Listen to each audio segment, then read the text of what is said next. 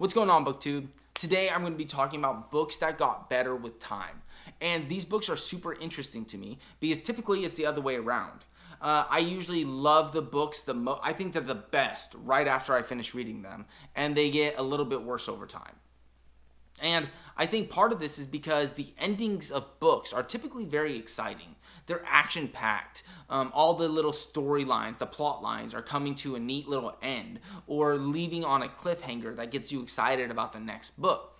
So a lot of the times I feel like the way we feel after we finish a story isn't how we feel about the book overall. It's how we feel about the ending of the book. So that's why I take a little time to review books after I finish them, so that I'm not inflating how I feel about the ending of the book with the book as a whole. So knowing this about myself, it's very interesting when a book gets better over time for me. When I find myself thinking back over that book and wanting to revisit and re-explore and really missing that world. And that happened twice to me this year. And the first one that it happened with was Tigana by Guy Gavriel Kay. I remember finishing that book and just being impressed. Like, the author's known for his writing skill and prose. So I was blown away with that. But the ending was also magnificent. There were plot twists, things that were very unexpected. And it was very action-packed. It had a very action-packed ending, even though the story and the rest of the book itself was very slow. And I remember finishing it thinking, like, this was an impressive book. I really liked this. But am I impressed with the book as a whole, or am I impressed with its ending? Because I remember having to push myself to finish this book. There were very slow parts in that novel, parts that I got bored with and literally had to push myself to finish the story. So when I finished, I was scared that I was inflating the ending of the book with the book as a whole.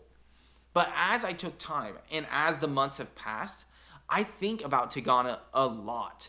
Not only the author's prose, the lyrics, almost the lyrical type of prose that he has, it's amazing.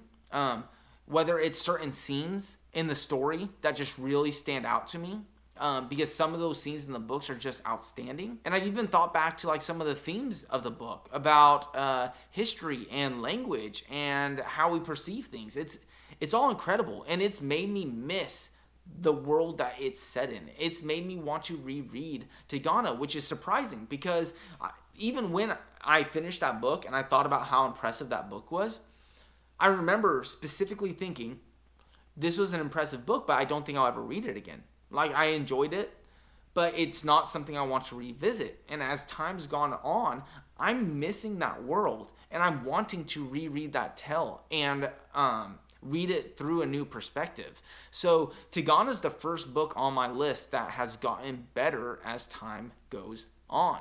And I want to know if you've had this reaction to this book as well. If anyone's read Tigana, let me know if it got better over time. And if you haven't read Tigana, let me know of other books that have had this effect to where they got better over time with. But moving on to the second book that really had this effect on me was the Dragonbone Chair. And this book got better in time for a completely different reason than Tigana did.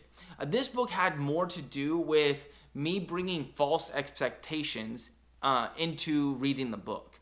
I was expecting A Song of Ice and Fire. I don't know why I was. It's probably because I've seen George R. R. Martin credit Tad Williams' Memory, Sorrow, and Thorn series and Dragonbone Chair to being the inspiration for A Song of Ice and Fire. So when I started this book, that's what I was expecting. I was expecting Game of Thrones. I was not expecting an old school classic adventuring tale, which is what Dragonbone Chair is. And it's an amazing old school classic adventuring tale. But I was expecting a Game of Thrones. So I wasn't able to really appreciate a lot of that book for what it was while I was reading it. And it's an incredible story. It takes an exceptionally ordinary child and shows him go on this journey and adventure to where the fate of the entire world's on his shoulders. It's amazing. It's also at that point of fantasy writing between classic and modern fantasy, to where it's like a bridge. It's like a mixture of the two, and it's just absolutely incredible. And as time goes on, I'm missing the characters. I'm missing the world. I'm missing the relationships those characters built on that journey. I'm missing that journey. And it had such an effect on me that when I finished that story, I was looking for more of that, and that's how I started the Wheel of Time. Because the Eye of the World is that adventuring story. The Wheel of Time is that old school adventuring story, and it's another book on that brisk between classic and modern fantasy. It's bridging that gap. So as time's gone on, I've dwelled more and more on the Dragonbone Chair and find myself wanting to go back to that world. And it's got sequels. I think it's got 2 trilogies now. So it's a book that I'm not only eager to continue, but I might reread that book before reading the second one, because it's gotten better as time's gone on. But anyways, those are the 2 books for me that got better as time went on. They got better with time. Let me know if there are any books out there that got better with time with you. And if you like this video, like and subscribe to get notified when the next video drops. And until next time, I'll be back with more videos. And I hope you're out there reading cool new books and exploring cool new worlds. And I'll be back soon. Thanks for watching.